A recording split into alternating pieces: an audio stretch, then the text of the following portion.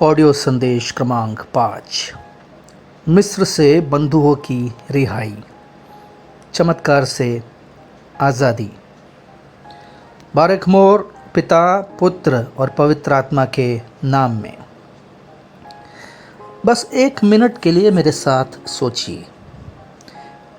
एक तरफ सर्वशक्तिमान परमेश्वर खड़े हैं, जिन्होंने प्राचीन मिस्र में इस्राएल के बच्चों की पीड़ा को देखा, उसे सुना, उसे महसूस किया और उसे देखकर वे बहुत गंभीर रूप से बेचैन हुए।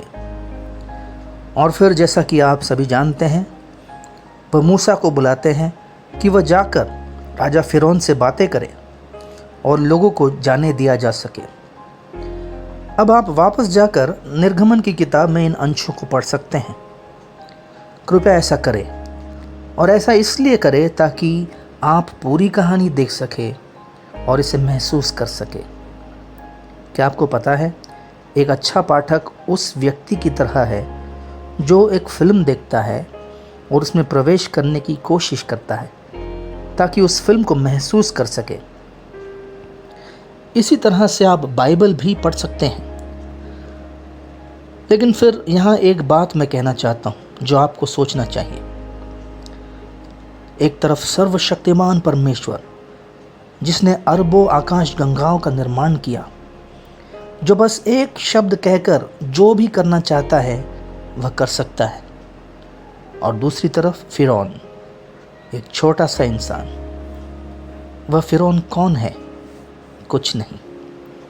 और एक तरफ मूसा, परमेश्वर का सेवक है। लेकिन पूरी बात एक बात पर आकर रुक जाती है।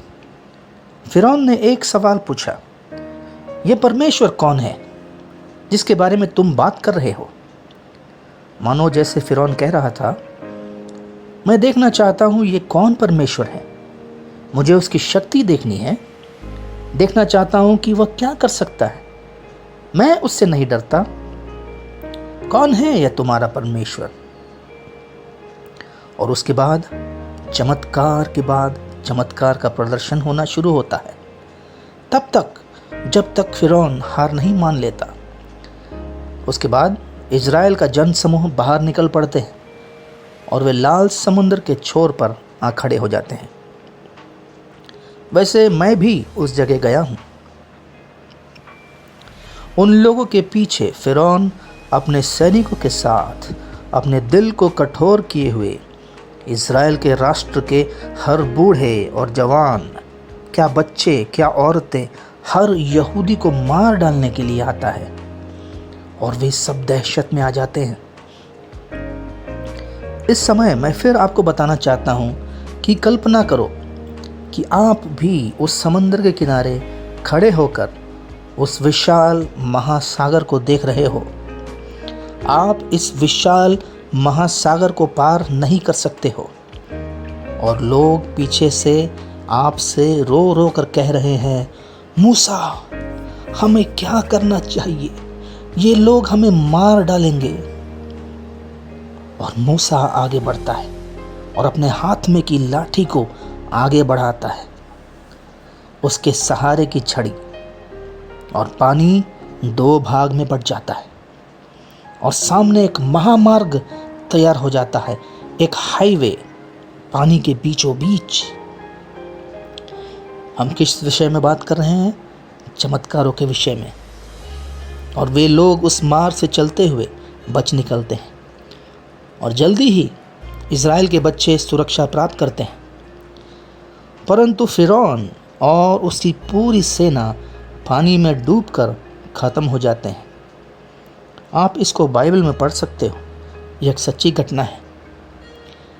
वे सारे लोग डूबकर मर गए क्योंकि मूसा ने सामने से अपनी लाठी को पीछे खींच ली थी और सारा पानी वापस आ गया और उन सबको अपने चपेट में लेकर सबको मार डाला। एक तरफ चमत्कार के चलते अंधकार और मृत्यु और विनाश, और दूसरी तरफ खुशी मनाना और नृत्य। यहाँ पर फ़र्क क्या था? हमें ये परमेश्वर दिखाओ, ये परमेश्वर कौन है। मैं आपसे एक और सवाल करता हूँ, आपको क्या लगता है, क्यों हमारे सभी हिंदू भाई बहन, मुस्लिम भाई बहन अपने मंदिरों और पवित्र स्थानों पर जाते हैं? आपको लगता है कि वे अपने देवताओं के बारे में 4 साल उनके धर्म शास्त्रों के बारे में अध्ययन करने के लिए जा रहे हैं, या 10-10 घंटे चलने वाले मंत्रों को सुनने जा रहे हैं? नहीं, उन्होंने इतना चढ़ावा चढ़ाया है और अपने देवताओं से प्रार्थना की है। किस लिए? एक चमत्कार के लिए। हमारे पास कोई बच्चा नहीं है, हम बच्चे चाहते हैं, हम बीमार हैं, हम ठीक होना चाहते हैं, और हम गरीब हैं, हम जीने के लिए कुछ संसाधन प्राप्त करना चाहते हैं। मेरे पास नौकरी नहीं है, मुझे नौकरी चाहिए। मेरा मतलब है हज़ारों चीज़ें हैं। आप समझ रहे हैं कि मैं क्या कह रहा हूँ? कृपया इस बारे में सोचिए। और वे इन चीज़ों को प्राप्त करते भी हैं, उन्हें ये चीज़ें मिलती हैं। इस दुनिया के भगवान ये सुनिश्चित करते हैं कि वह लोगों को उस पर विश्वास करने और उसका अनुसरण करने के लिए चमत्कार प्रदान कर सके। लेकिन हम जीवित ईश्वर के बारे में बात कर रहे हैं, वह ईश्वर जो प्यार करता है और अपने जीवन को मानव जाति को बचाने के लिए देता है। ऐसे लोग जो पाप और लानत में फंसे हुए हैं, और वह उन्हें जीवन और भरपूर जीवन यहाँ इस पृथ्वी पर प्रचुर मात्रा में देना चाहता है। चाहे मैं घोर अंधकार से भरी हुई तराई में होकर चलूं, तो भी हानि से न डरूंगा, क्योंकि तू मेरे साथ है। निश्चय भलाई और करुणा जीवन भर मेरे साथ साथ बनी रहेंगी, और इस पृथ्वी पर का यह मेरा जीवन समाप्त होगा, तब मैं आपके साथ स्वर्ग में होऊंगा। हे मेरे परमेश्वर। भजन 23। यह वह परमेश्वर है जिसकी हम घोषणा करते हैं, जीवित प्रभु यीशु मसीह। और मैं तुमसे कहता हूँ कि कोई भी धार्मिक व्यक्ति, चाहे वह जो भी धर्म का हो, कोई भी यीशु से नफरत नहीं करता है। वे सभी यीशु से प्यार करते हैं, और वे खुश होंगे कि यीशु उन्हें चंगा करेगा और उन्हें आशा देगा और उन्हें बचाएगा, उनकी बुरी आदतों को बदलेगा और उनके समुदाय को बदल देगा। मदर टेरेसा ने भी यही किया और कहा, मैं ये सब यीशु के प्रेम के कारण करती हूँ।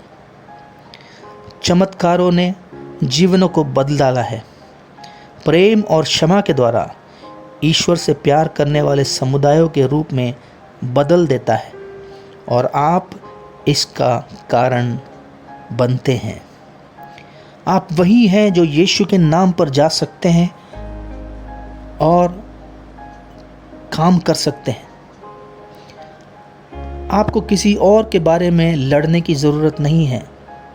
आपको किसी अन्य लोगों या उनके देवताओं या भगवानों पर कुछ भी आरोप लगाने की आवश्यकता नहीं है।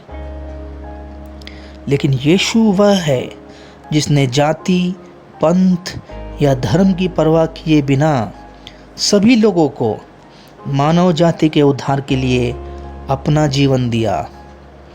लेकिन आपको यह जानने की आवश्यकता है कि आप वास्तविक जीवित प्रभु यीशु मसीह का प्रतिनिधित्व करते हैं, जो अब पृथ्वी पर चल रहा है। पवित्र आत्मा आपको निर्भीकता देगा। कृपया जान ले कि आप कौन हैं। कृपया अपनी जिम्मेदारी से छुपे नहीं। परमेश्वर की दया आपके साथ हो।